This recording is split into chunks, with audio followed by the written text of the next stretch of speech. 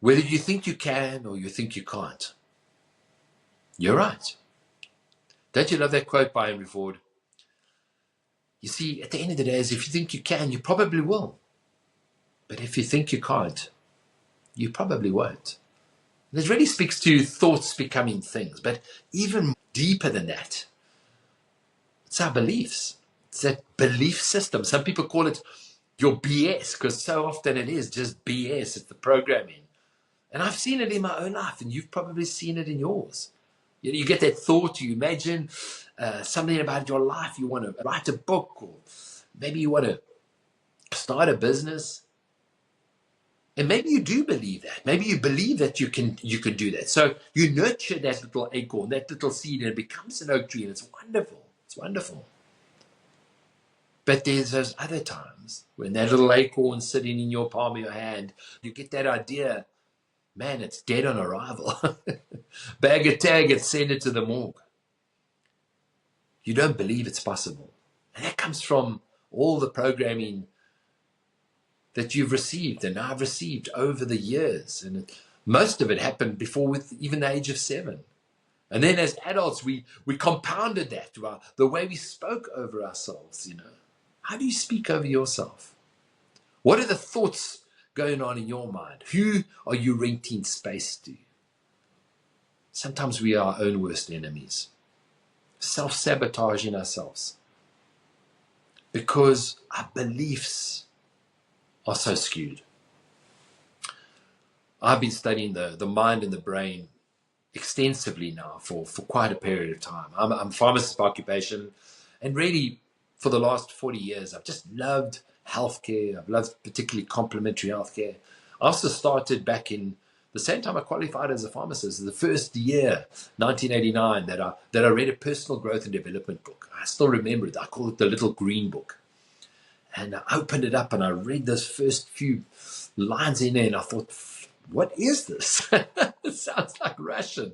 Honestly, I didn't understand it. I closed the book, put it away, but my curiosity got the better of me. And a few months later, I took it out and I took my highlighter and I started highlighting things because I knew there's something inside of me was crying out for more.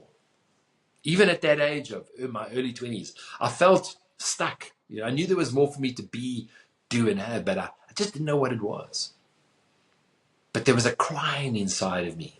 And maybe that crying is inside of you. You might be in your early 20s, late 20s, 30s, 40s, 50s, 60s. It doesn't matter. We go through periods of time where we feel stuck, and like metaphorically speaking, like the Israelites in the wilderness. You have an opportunity to cross over into the promised land, or are you going to go around the mountain again? You have the opportunity right now as I'm speaking to you to decide. This far and no further. I've been stuck for too long. I know there's more for me to be, do, and have, but something inside of me, Sean, something inside of me is afraid. Can I really do it? Can I really, really, really do it? You don't get what you want in life. You get who you are. Write that down. You don't get what you want in life. You get who you are.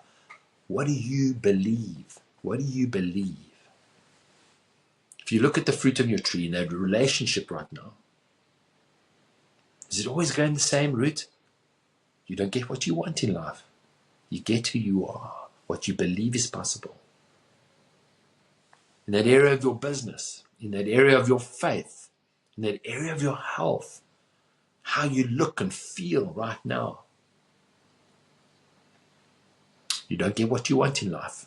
You get who you are. If you're feeling stuck right now, as I say, I've got the t-shirt on that one.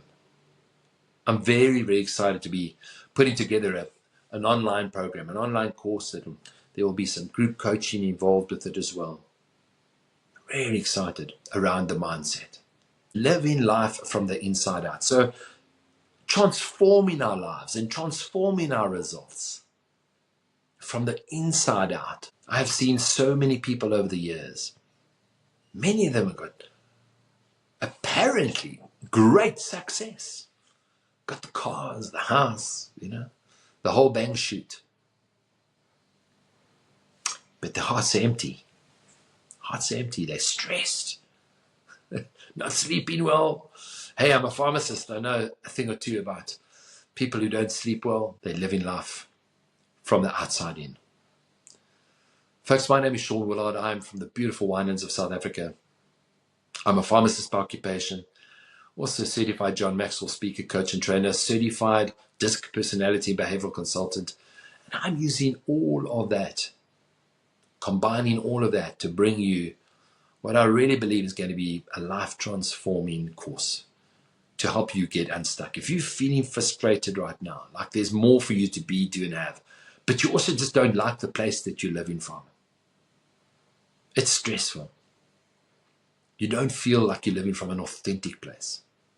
You want to live from a peaceful place. So I'm putting together this course, and I'll invite you to DM me, pop me an email, just say, Sean, hey, pop me on the waiting list. When I launch this course, you'll be the first to know about it. I'm excited to bring you modules around neuroscience, about your mind and how it works, around what I call the secret sauce for getting you unstuck and moving you out of a scarcity mindset into a mindset of abundance. Because here's the thing, folks, and let me just say this at this point. I'm going to caveat this and just say this right now. I'm a faith guy. I'm a grace guy. I'm really a grace guy. So I'll be speaking and sharing my stories and from my heart, authentically, what we've gone through, how we went through it. And a lot of that will be about my walk of faith. Even the fact that I'm sitting in front of this camera, shooting this video right now for you, wherever you are in the world, is because I had that absolute sense in my heart that there was the right thing for me to do. It was just, I've been called to do it.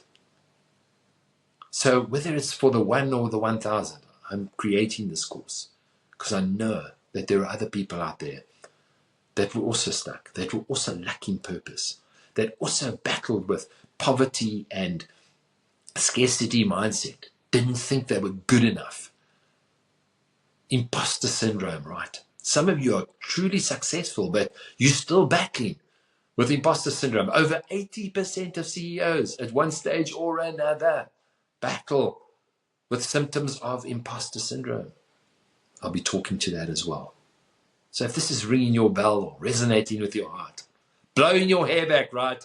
If only, Sean, you won't believe that I did have a full head of hair at some stage in my life.